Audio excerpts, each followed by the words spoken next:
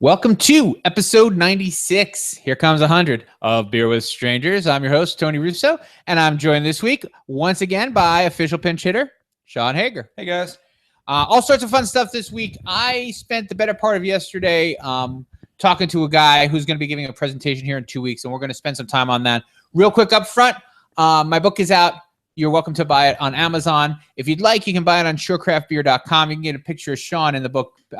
Patty marked the page with you on it. Oh, okay. See, I'm gorgeous. Yeah. So if anything, you can buy the picture, you can buy the book, and I'll sign it. Well, don't worry about Tony. He's not. That actually happens. Lots of people.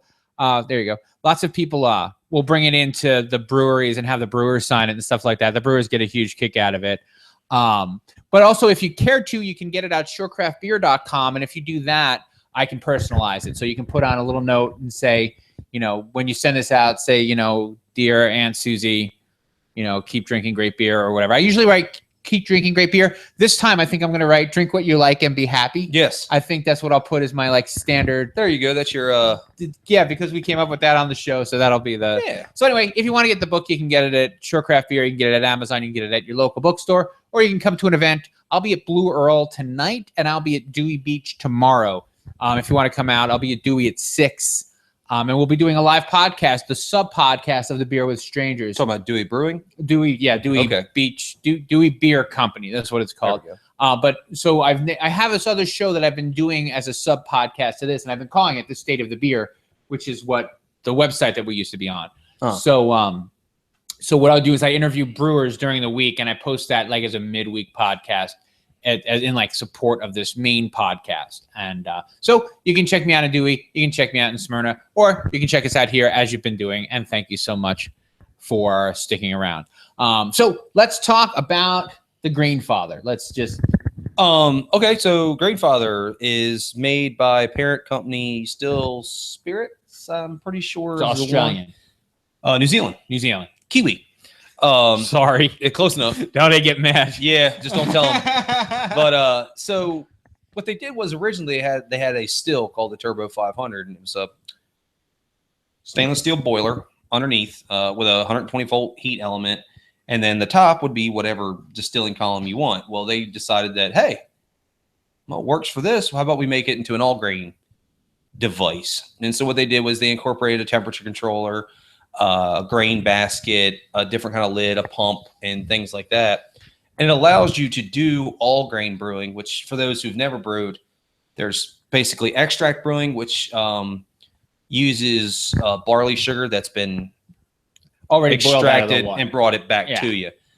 This, you actually use malted barley straight up, crushed, and put it all in there. It allows a consumer who either A, doesn't have a lot of space to brew, or someone who's just looking for something a little easier, a little less heavy. You might just be tired of fighting. It's so I went out yesterday. I wanted to get his name right. I looked it up. It's Boney. Sorry. Yep. So I went to Michael Boney's house, and he has this. Have you been? No, I haven't been to his house. Oh, it's so awesome. He's got this great setup. He had a shed built. Mm-hmm. And his whole. It looks like this room. It's just in a shed. It's a little bit smaller. And he is thrilled with this piece. And I'm trying to find a way to talk about it and not sound like it's 3:00 in the morning and we're on QVC. Right. Yeah. But he's so excited about it. It's just so he's not an accomplished brewer. He's an accomplished yeast guy. He captures and uses his own yeast. Yes, we talked about that a lot. He's a biochemist and also a teacher at Del Tech at the NU Del. Yeah. But he makes yeast, which is cool. Yeah. Actually, he was telling me that he went around his yard and was walking his dog and just had a yeast trap out and was able to actually find a Saccharomyces strain that has not been known about.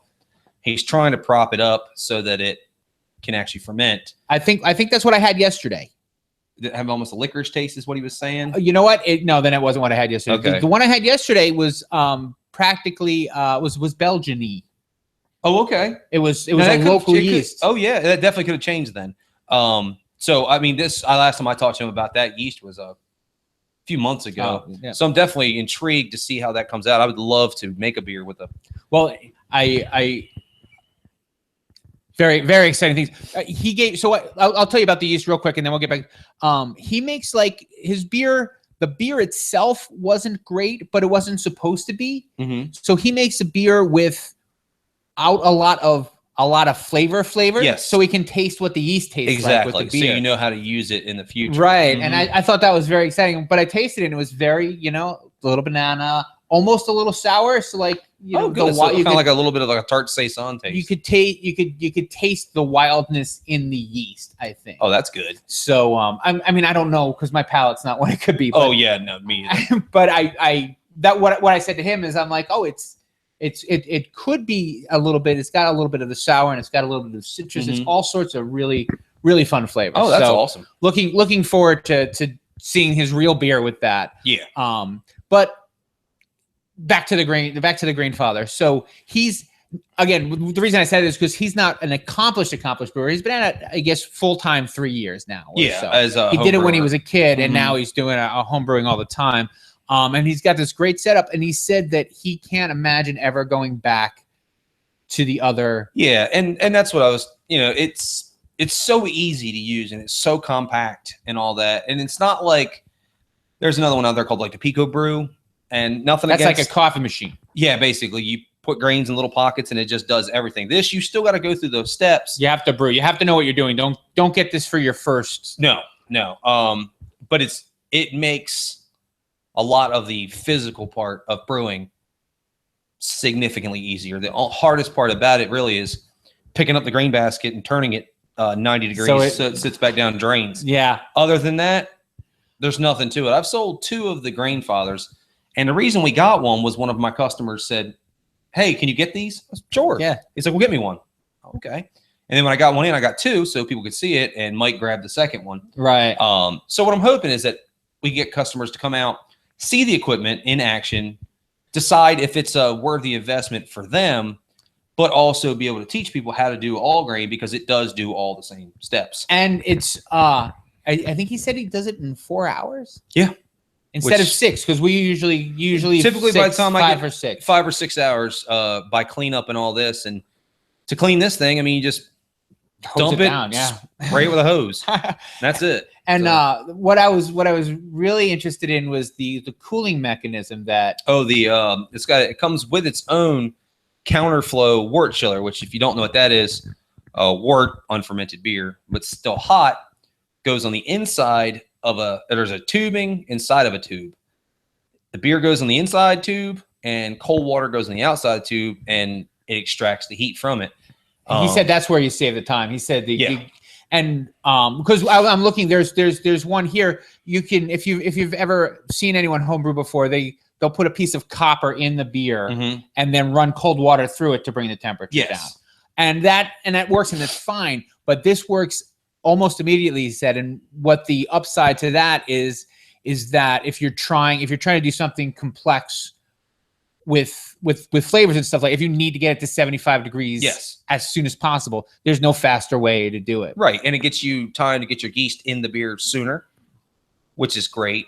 And with the pump that it has, you just run it right into your fermenter. There's no fight in the bucket to dump in stuff. It's everything. It's really like, again, I feel like Ronco. Like I wonder if he really gets that excited about these things. Hey, speaking of devil. Hey, look who we're talking about. We were Get just in talking. here. Would you like to be on our podcast? That is so weird. Yeah. Good. Very well. Good to see you. Everyone, this is Mike Boney. Come around. Step in behind. Are you guys seriously podcasting? Yeah, we're doing it right now. This is weird. us. That's you. You're on the internet now. That's awesome. So what I was saying is I feel a lot like Ronco when I'm talking about how exciting this piece of equipment is, because we sat down and I'm like, I don't want to make it sound like we're on CVS, because we're not. Yeah. But I was talking about how when you're doing something more complex, you can get the beer, the temperature of the beer down a lot more quickly. And efficiency is I think the biggest objective measure that I've noticed. It is I like it because I can still be a home brewer. It's not too automated. Right. And I think my opinion, things like Pico Brew and stuff seem to be a little too kind of throw it in the beer. But you do everything. And, being someone who is actually in the field of science for a career, to be able to do, create beer with a lot of the variables removed that would normally cause issue. Right. That's what I like about it, is that it all happens in one place, and it does give you more time. And for any of you guys or girls who hate the fact that you have to watch your mash temp or what, you don't have to. That's you what we can were do just other about to things get to, because the temperature stays the same. Yeah. That's awesome. And so you kind of hacked yours. You put a jacket on it to do the temperature better. I did. I looked at online. I talked to a couple people. I think the biggest thing is looking at the fact that the Australian original model is 2,000 watts and ours is only 1,600 because of the difference in the voltage of the two countries. They're going to get more energy out of it, and so to make up for that, I wanted to see if there was a discernible difference. Not to get nerdy, but I saved about 24 minutes on average, right, on heat up time, I've only used it like 12 times, right? But it was enough time for me. I also have another hack I didn't really tell you about, but I did. I got and I haven't tried it yet, but I can't wait to.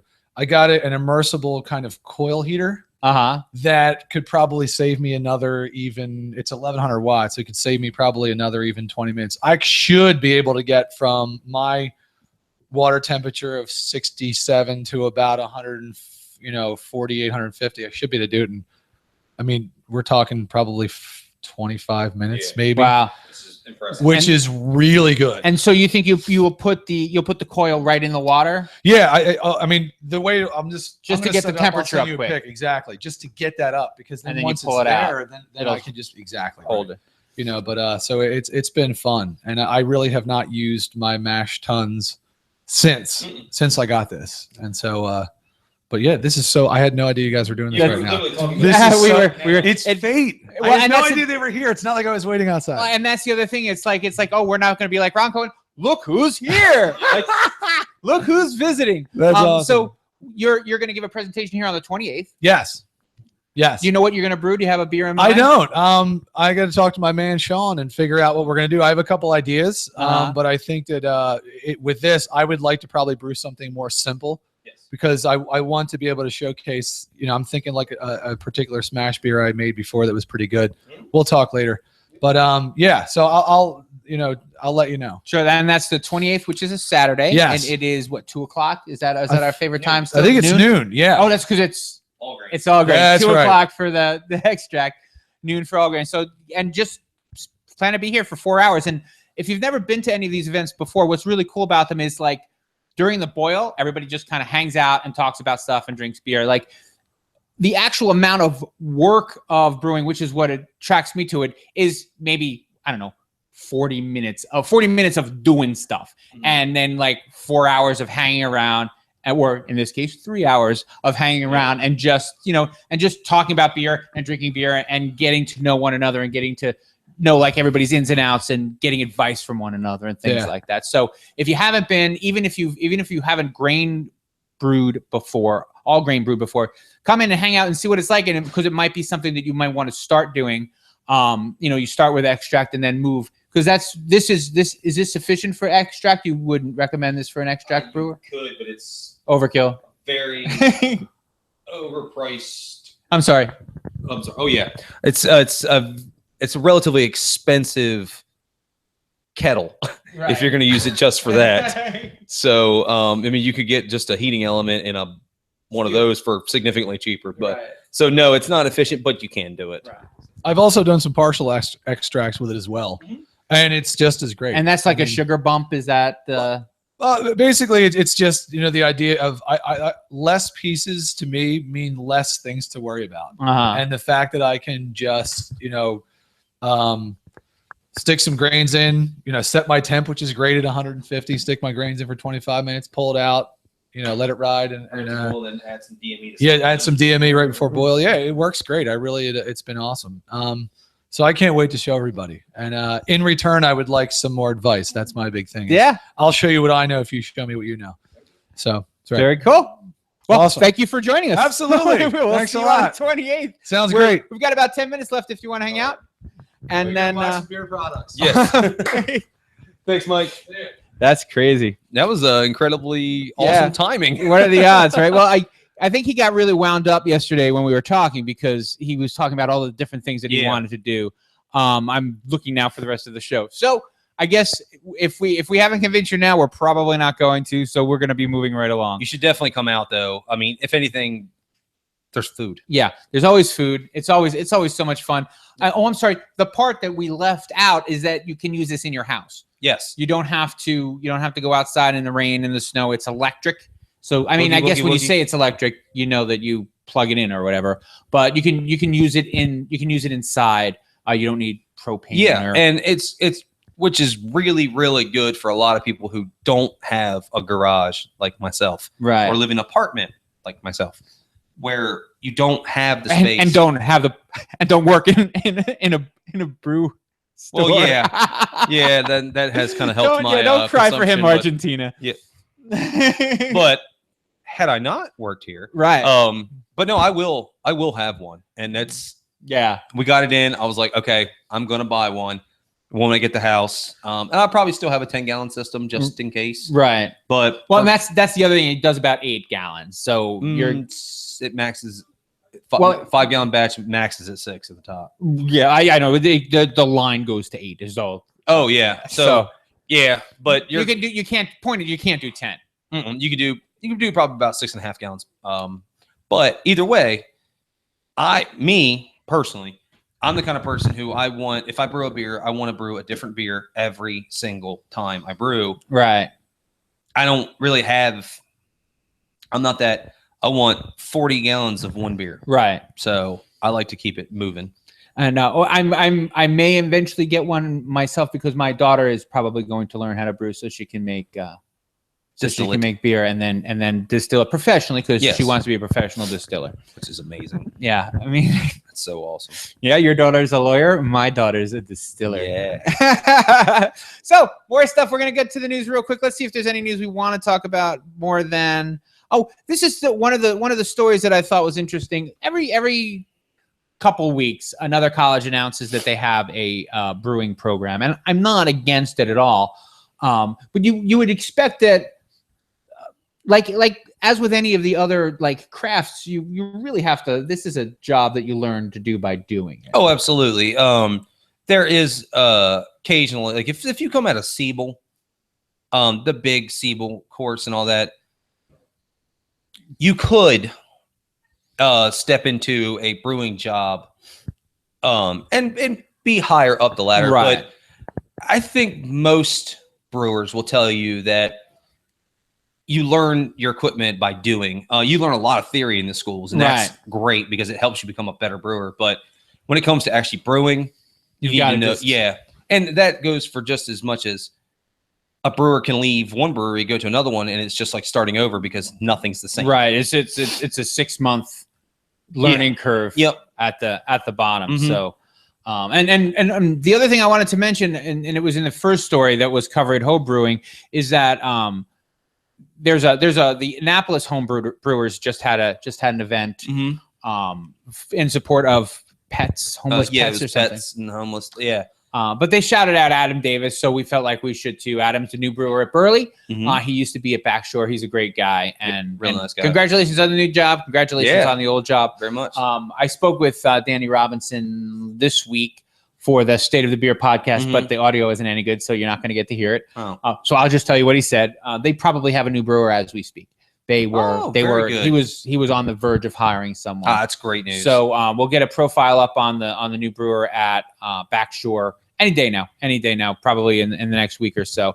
And so last but not least, the story of Modelo. So just real quick, in case you're new to the story, when Budweiser wanted to buy Corona, which was owned by Grupo Modelo, the FTC stepped in and said, no, you can't because it would make you too big. It would give you too much of the market share in the U.S. kind of thing. So eventually they struck a deal that would spin Modelo off into its own kind of independent company in the U.S. And then every place else on the planet, Corona is owned by Bud. And so here they're talking about the company that owns them, which is Constellation Beverages. And what kind of rang my bell about that is Constellation Beverages. And last week we talked about Firemen's. So there increasingly are these investing like investment firms. Yeah, they're holding companies for breweries, and I don't have anything against them particularly, but it's something that I think we should at least start to think about as we are, we're always, it was, 10 years ago, it was easy. You could stick your flag in the ground and say, I only drink craft beer because I want to support the little guy. Yeah. And then two things happened. Some of the little guys got really big, and some of the other little guys got a little bit bigger and got kind of consolidated, not really bought by a bigger guy, but just consolidated into a group of little-ish guys that comprise a big guy. Right. And so I don't want to get too hipster about it, and I don't want to be like, well, now, I'm not going to drink any beer that's owned by I'm going to drink Dale's Pale Ale when I'm out of town. I'm not going to not drink it just because I'm going to keep drinking Ballast Point. Right. Owned by a large company, as our motto is here, drink what you like and be happy. Yeah. But, I just want to remind everybody that, go to the brewery, look in the brewer's face and buy that beer first. Try to buy the beer that's made. I always like to say within 100 miles, unless it's something, if it's a special thing that you want to do. I definitely 100% support all my local craft breweries. I do very actively seek other beers, farther away beers too, but just because I want to try what everybody else has to offer. I do find myself reaching into the case and then pulling my hand back occasionally on some of the ones that I know are owned by big players, like mainly InBev and Miller Coors and stuff. If it's something I really, really want, I get it. Yeah. Not gonna lie. But at the same time, I'd rather sell to an investment or, be a part of an investment firm than I would InBev. Right. Yeah. And you wonder what's going to happen when they start to go against one another, because there's going to be, there's probably going to be some sort of reckoning, and, we'll be covering it here, obviously. You'll see it here probably 12th. Yes. Speaking of which, we didn't not know about the America thing. We just decided not to talk about it because it's boring. The Budweiser cans. Yeah. So America. I don't think we need to come out strongly one way or another on that. I think everybody knows where everybody stands. Yeah. And we're gonna call that a show. Gentle reminder: there is an all grain brewing here on the 28th of May. I know we talked about it a lot. I want to talk about it some more. I think it's a cool thing. I hope to be able to come out, and I hope you guys are able to come out as well. Any other events? Yes. Yes. We were talking about it yesterday. This summer's or summer 2016 homebrew competition that we're doing here at the shop this year is Drink Your Wheaties. I saw it. Yeah, I saw that this morning. It was great. Looking for wheat beers. We're going to take 25 entries. First prize, I think, is $75. Second prize is 50. Third is 25. Only rule: must be or at least 40% wheat.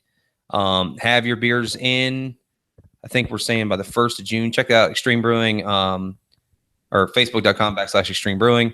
I got all the information up there as well. And one other shout out. I don't know if this is a place for it, but I'm going to do it anyway. In case you guys didn't know, we have partnered with Salisbury Roller Girls.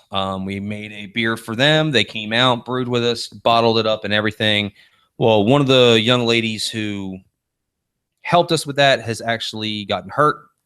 There is a GoFundMe link on Extreme Brewing Facebook page. If you don't mind going there, if you can help out, at least share it. That'd be awesome. Thanks. Very cool. And as always, you can find everything you need to know about us on extremebrewing.com, extremebrewing.com, or xtremebrewing.com. You can find me socially at my name backwards, which is OSSURYNOT. I am meanest on Twitter.